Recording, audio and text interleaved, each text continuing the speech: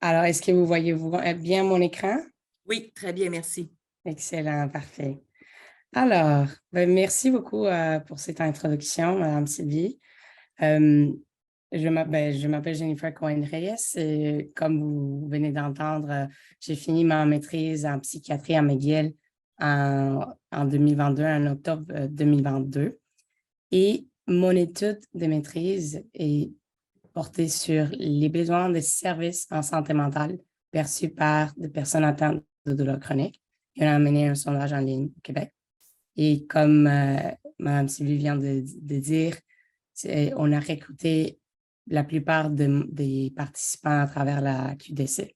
Donc, ça me fait beaucoup de plaisir de venir ici aujourd'hui à vous présenter les résultats de ces sondages.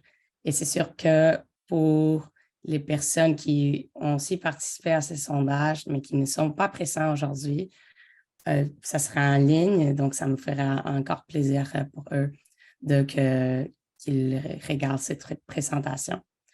Donc, pourquoi parler de santé mentale et douleurs chroniques? On comprend qu'il y a une forte prévalence des problèmes de santé mentale chez les personnes atteintes de douleurs chroniques. La prévalence par exemple, des dépressions dans la littérature, on la voit jusqu'à 50% chez les personnes atteintes de douleurs chroniques. Et les troubles anxieux, par exemple, peut aller jusqu'à 30% plus. Il existe une relation bidirectionnelle euh, quand même très fondée sur la littérature. On peut voir que dans certaines études, les problèmes de santé mentale précèdent la douleur chronique et aussi que la douleur chronique peut aussi précéder les problèmes de santé mentale. Donc, il y a une direction quand même directionnelle qui est très, qui est très marquée dans la littérature. Bon, on comprend aussi, on peut constater aussi à partir de la littérature que certains facteurs de santé mentale peuvent avoir un impact sur la douleur chronique, pas seulement sur le maintien ou pendant la douleur chronique, mais aussi qui peuvent avoir un impact sur le développement de la douleur chronique.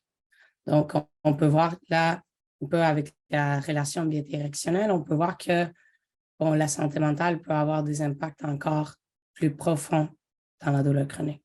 Il existe des conséquences négatives quand on parle des traitements pour la douleur chronique, des traitements des médicaments.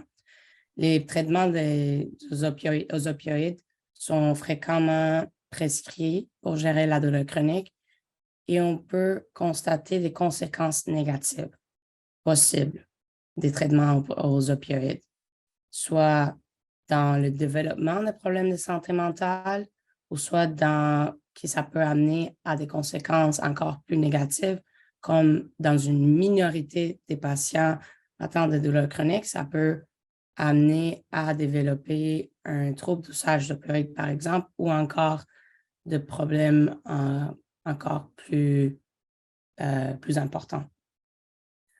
On comprend dans ces contextes, quand on regarde le lien entre la santé mentale et la douleur chronique, et si on voit aussi les possibles conséquences négatives des traitements aux opioïdes, on peut déjà voir comment les services en santé mentale pourraient être importants dans ces contextes. Il existe la littérature qui indique que certaines interventions psychosociales, donc en santé mentale, peuvent avoir un impact positif, pas seulement pour les problèmes de santé mentale, mais aussi pour la douleur chronique. Et dans certains guides de la gestion de la douleur chronique, le traitement non pharmacologique est recommandé comme première ligne, comme traitement de première ligne avant les traitements pharmacologiques.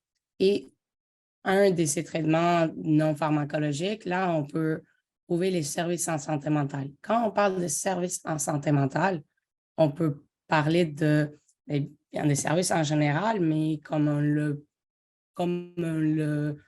perçoit normalement, c'est des services offerts par un professionnel de la santé mentale soit sous forme d'intervention psychologique. Et il y a différentes interventions psychologiques qui ont démontré déjà des résultats positifs dans le cadre de la douleur chronique pour les problèmes de santé mentale et pour la douleur chronique.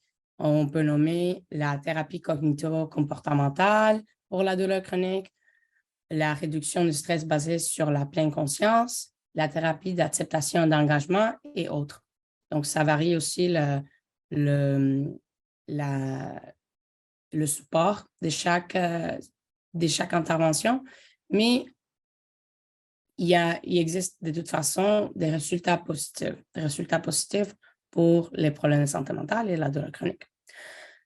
Alors, même si on peut constater l'importance des services en santé mentale dans le cadre de la douleur chronique, l'accessibilité aux services en santé mentale est très limitée, pas seulement pour les personnes atteintes de douleur chronique, mais pour la population en général.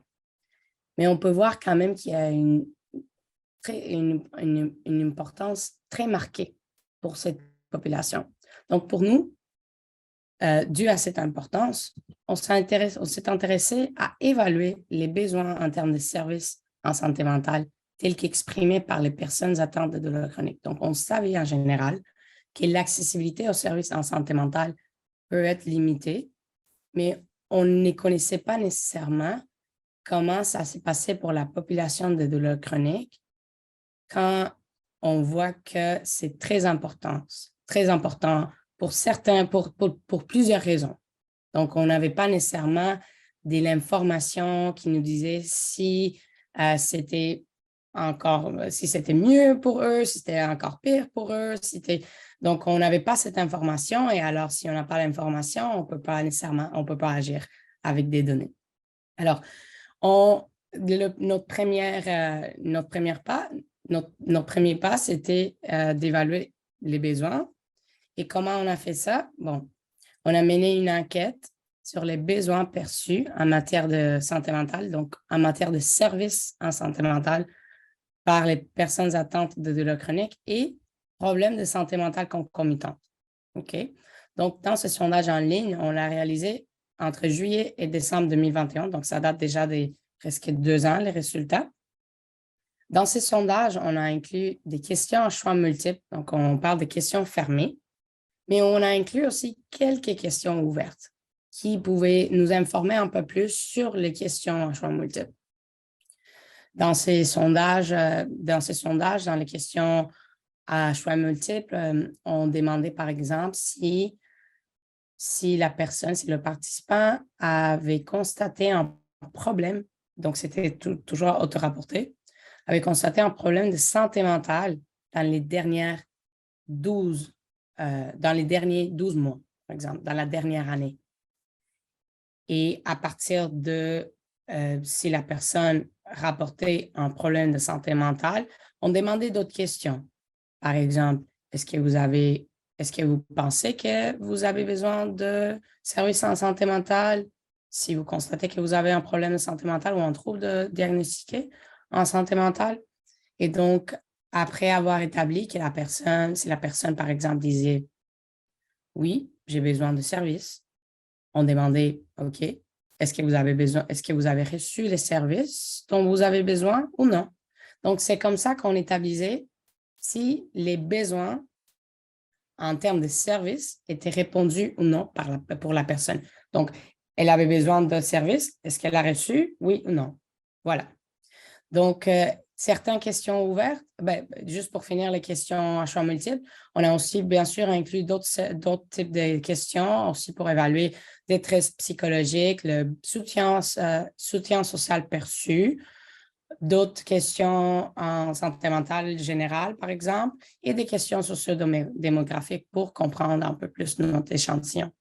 Les questions ouvertes, c'était plutôt soit des commentaires, des choses qu'on donnait de la place pour ajouter des commentaires si la personne voulait préciser ou non, mais on a demandé une question spécifique sur le service en santé mentale. On a demandé qu'est-ce que vous pensez qui pourrait améliorer votre condition, vos problèmes en santé mentale. Donc, on a demandé ça d'une façon très ouverte et ça, dans notre but, c'était vraiment juste pour informer les questions fermées. Finalement, on a recruté à travers l'Association québécoise de la chronique et on a recruté 140 participants et aussi quelques-uns par les médias sociaux. Donc, allons-y aux résultats. Bon, 140 personnes attentes des participants. 82 répondants ont indiqué avoir des besoins en termes de services en santé mentale. Donc, qu'est-ce que ça veut dire?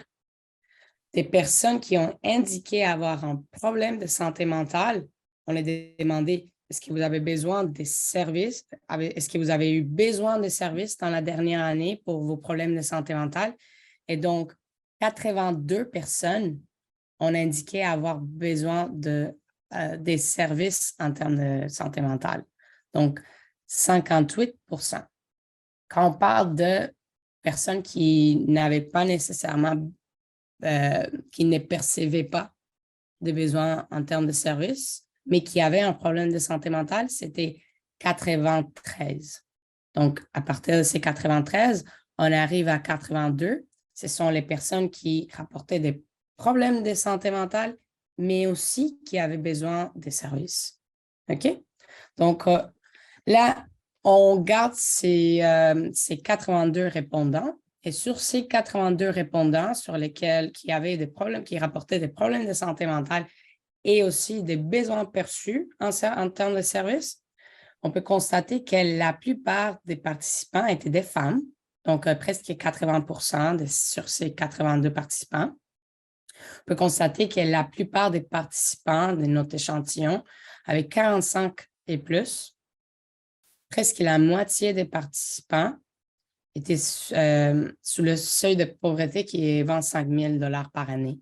Donc, ça, c'est le salaire annuel par personne. Donc, on demandait vraiment par personne, par famille. Et 40% de notre échantillon apportait avoir un salaire de moins de 24 000 $ par année. En termes de durée de la douleur chronique, 76% de notre échantillon rapportaient avoir été atteintes de douleurs chroniques depuis plus de 5 ans. Mais quand on parle de, par exemple, 10 ans, on parle sur ces 76%, on parle que deux tiers de ces 76% étaient atteintes de douleurs chroniques depuis plus de 10 ans. Donc, on parle là de 5 ans et plus, mais on comprend que la plupart des participants étaient atteints de douleurs chroniques depuis longtemps.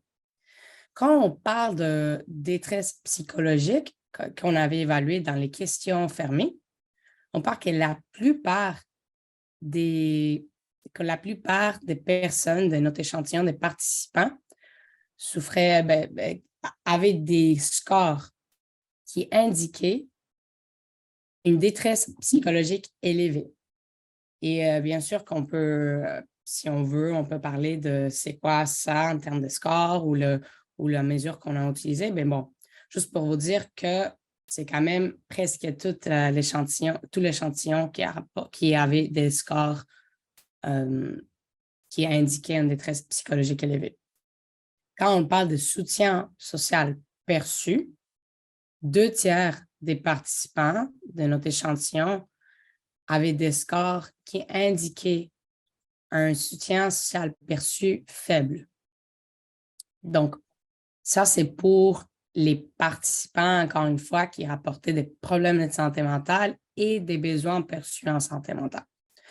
Et maintenant, quand on parle des besoins perçus, donc, comment est-ce que ça se passe pour ces participants? Bon, on peut remarquer que si on parle, là, on avait des différentes dimensions. Là, on vous présente un chiffre très clean, très, très propre, mais c'est sûr qu'il y avait des différentes dimensions que je vais aborder plus tard. Dans les services, on demandait pour l'information en termes de services en santé mentale, médicaments en termes de santé mentale et counseling ou psychothérapie. Donc, quand on parle des services, on demandait sur ces 3 dimensions. Ici, on a tout regroupé et on a dit, OK, sur toutes les personnes qui avaient besoin de quelque chose, soit information, médication, counseling, pour leurs problèmes de santé mentale, combien d'entre eux, parmi eux, ont reçu tous dont ils avaient besoin. Donc là, on parle de 82 participants et 16% ont indiqué, donc percevé, qu'ils avaient reçu tous dont ils avaient besoin. OK. Donc, c'est quand même 16% de l'échantillon. Maintenant, on peut voir pour chaque type de service, comme on l'appelle, on commence par information. Ici, je pourrais clarifier qu'il y a 28 personnes sur ces 82 personnes avaient dit, moi, j'ai besoin de l'information pour gérer mes problèmes de santé mentale. Ce type d'information, soit en termes de service ou en termes de vraiment, on ne spécifie pas, mais c'est vraiment information qui les aiderait à gérer leurs problèmes en santé mentale. Et donc, sur ces 28 personnes, 36% a indiqué qu'ils avaient reçu toute l'information dont ils avaient besoin.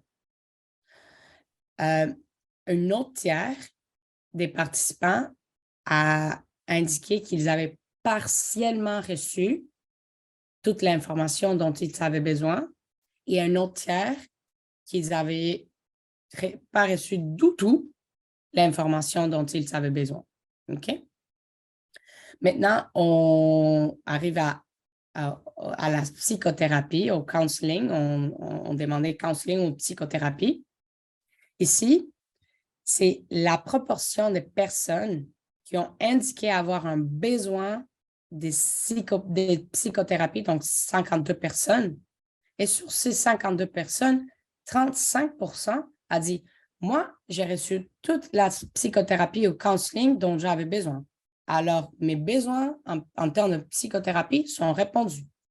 Et ça, c'était pour 35% des participants qui avaient un besoin en termes de psychothérapie.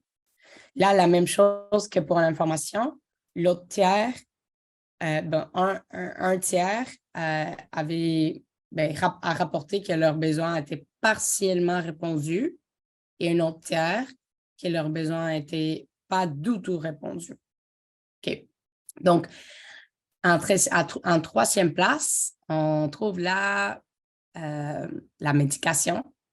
Donc, si on attend les résultats, est-ce qu'on pense que ça va être en plus ou moins? Bon, les personnes qui ont pensé qu'il y était plus, c'est plus. Les personnes qui, donc, encore une fois, on demandait est-ce que vous avez eu besoin de médicaments pour gérer vos problèmes de santé mentale? 38 personnes avaient dit oui.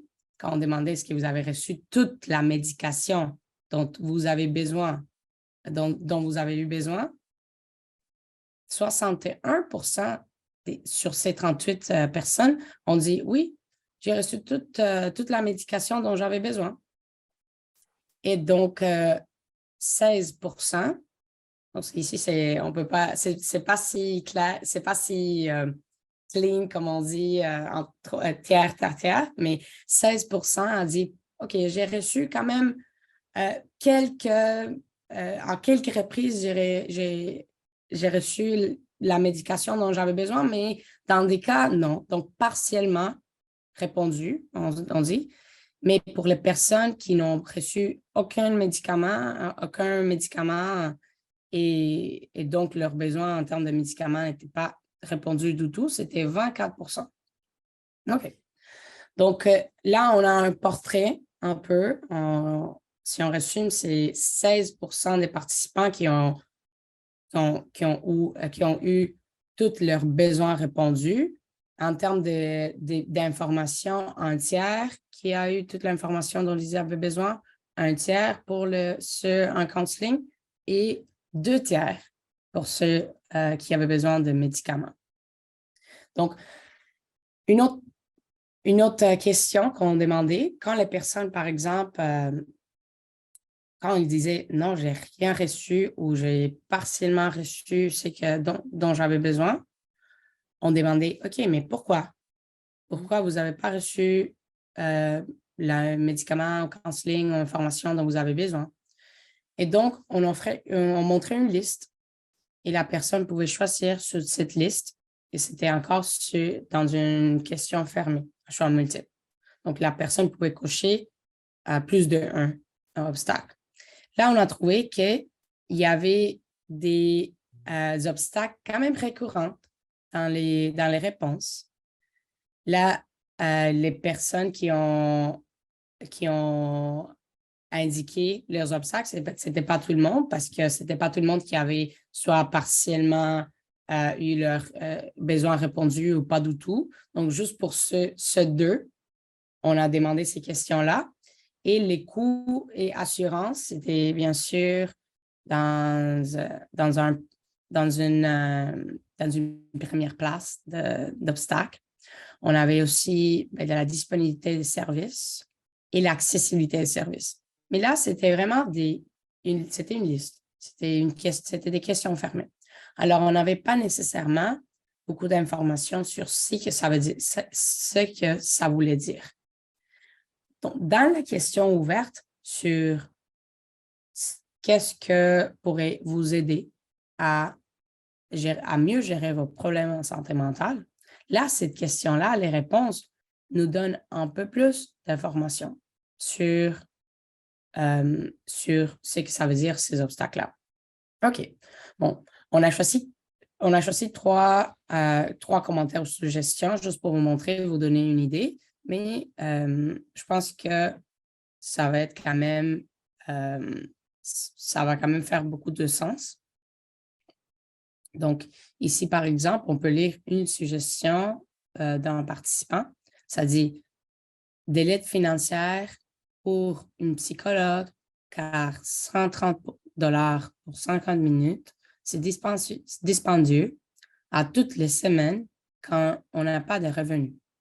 Avant de voir la psychologue, j'avais demandé à mon médecin de l'aide psychologue et ça faisait 1 an que j'étais sur une liste d'attente et je m'enfonçais de plus en plus. Alors, j'ai décidé d'aller au privé. » Alors, ici, on trouve 2 sur ces 3 obstacles plus fréquemment rapportés par les participants.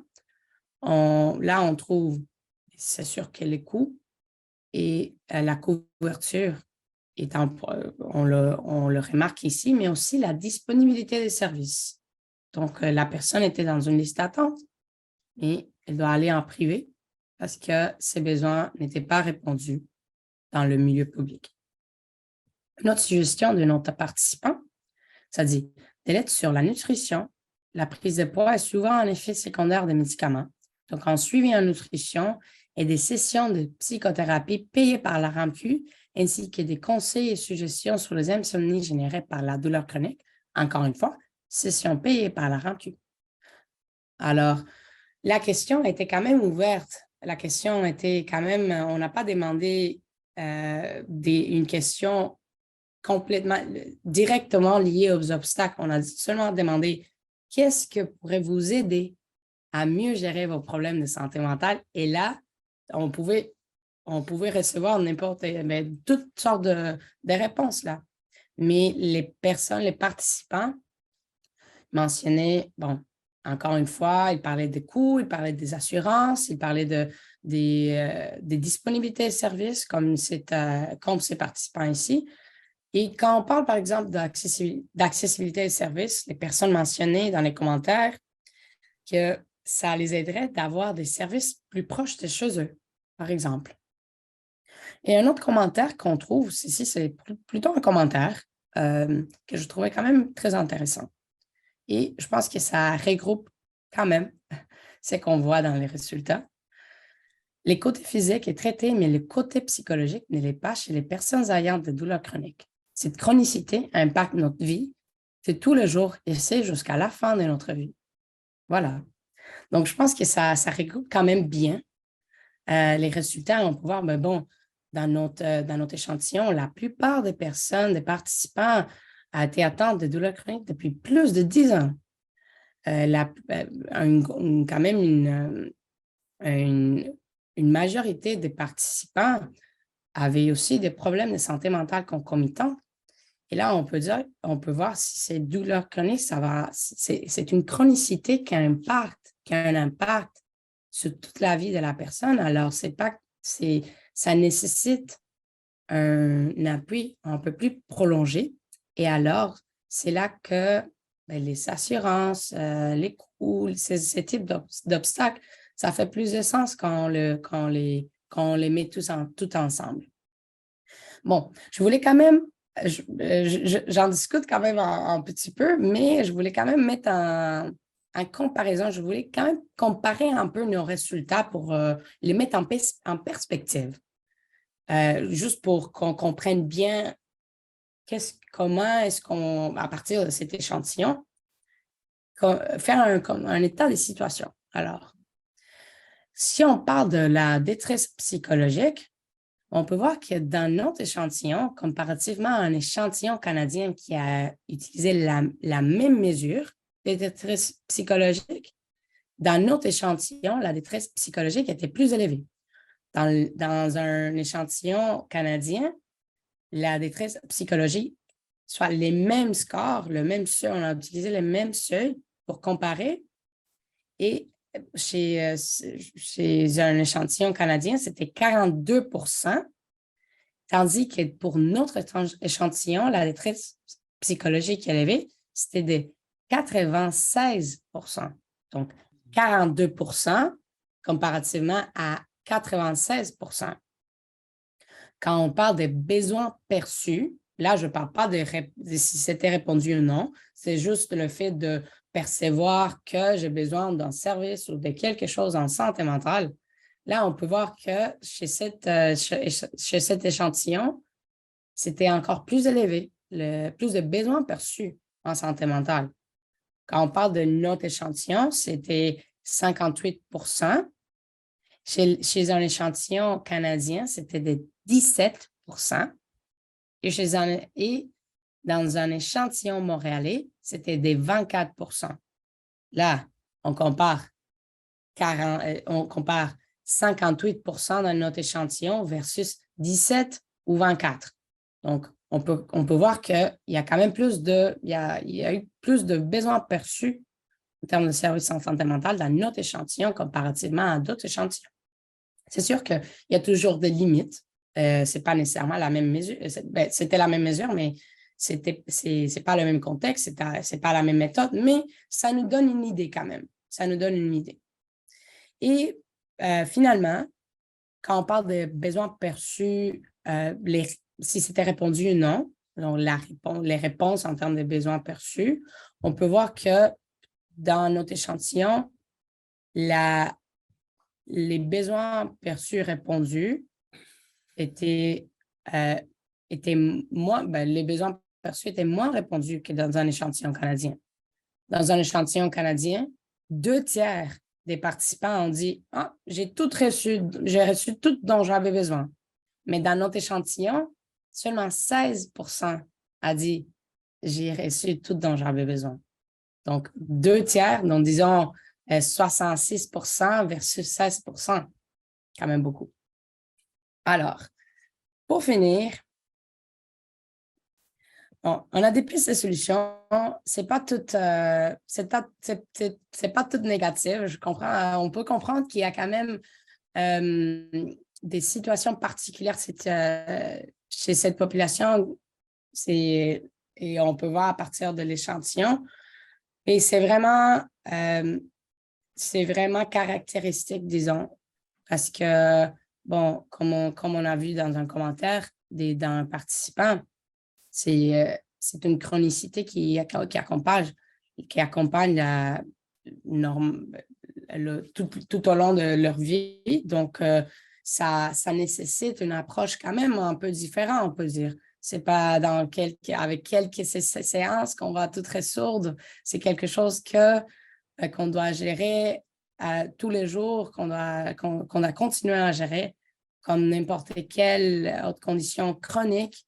Et donc, quand on pense à problèmes de santé mentale et de la chronique qui sont tellement liés qu'un peut avoir un impact sur l'autre et le contraire. Donc, on peut comprendre comment un suivi plus continu en santé mentale peut faire beaucoup de sens.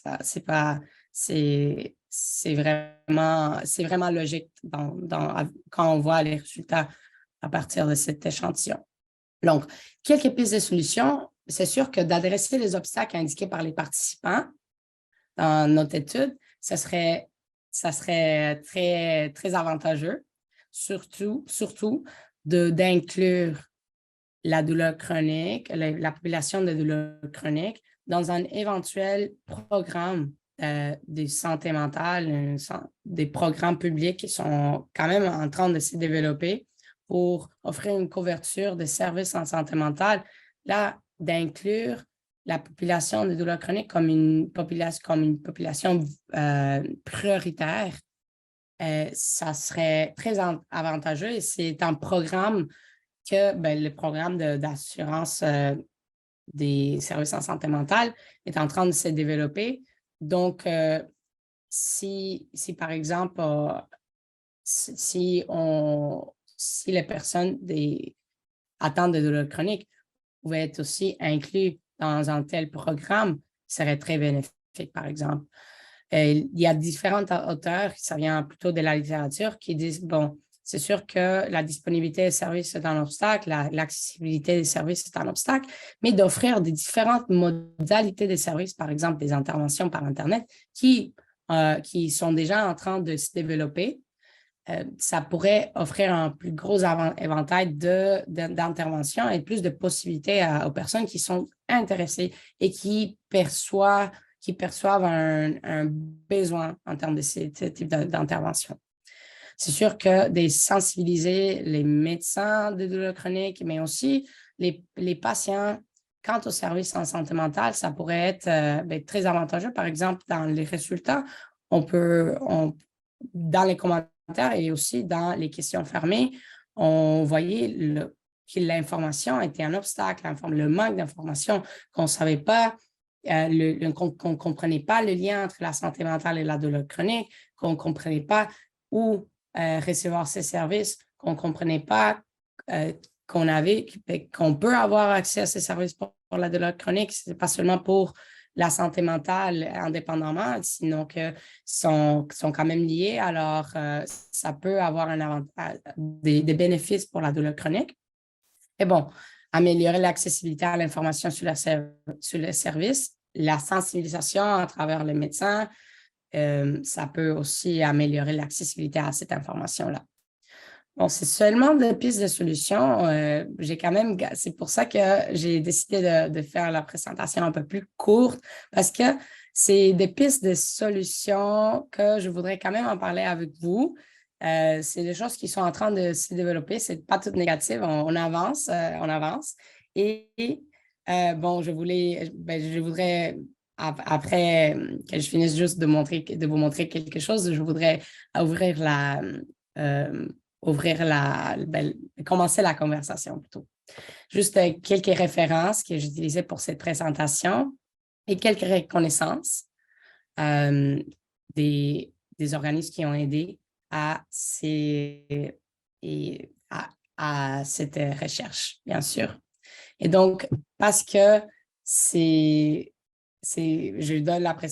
très spécial pour moi de vous donner cette présentation aujourd'hui parce que, comme je vous ai dit, la plupart des participants à cette étude étaient des membres de l'Association québécoise de douleurs chroniques. Donc, ça fait quand même beaucoup de temps que je voulais vous présenter des résultats, vous faire un suivi, faire un retour. Je sais qu'il y a plusieurs participants qui ont mentionné dans les sondages qu'ils voulaient avoir un suivi des résultats, un retour, que ça serait très bien. Et je crois beaucoup à la démocratisation de la science. Donc, pour moi, c'est très spécial. Et donc, si tu voudrais avoir ces résultats, moi, j'ai créé une infographie. Vraiment juste un résumé, seulement les résultats et quelques commentaires. Et ici, j'ai les liens de mon site web qui regroupe mes comptes sur les médias sociaux. Il y a aussi des liens pour d'autres présentations que j'ai faites en anglais et en français, d'autres congrès où j'ai présenté quelques résultats aussi. Donc, vous avez sur ce site ici que vous pouvez soit scanner ou soit taper directement en ligne. Vous pouvez avoir accès à tout ça. Donc, toutes toutes les activités de transfert de connaissances concernant cette étude et aussi télécharger le PDF de cette infographie ici. Et voilà, bon, je vais quand même garder cette diapo à l'écran, juste au cas où il y a des personnes juste pour vous donner le temps, mais j'aimerais ouvrir quand même maintenant la parole pour en discuter. Si vous avez des questions, on peut toujours retourner aux autres diapositives. Et, bon, merci beaucoup pour votre attention. Bien, merci énormément à vous, Jennifer. C'était vraiment très intéressant. J'adore les pistes de solutions qui ont été soulevées et vous êtes dans un sujet très chaud de l'heure. Je pense qu'avec la pandémie, les différents gouvernements, pas seulement au Québec et au Canada, mais partout dans le monde, ont dû prendre acte que la santé mentale, c'est important. Donc, j'arrête l'enregistrement parce que je vois qu'on a des commentaires dans la partie conversation et comme c'est une entente pour garder la confidentialité, donc j'arrête l'enregistrement.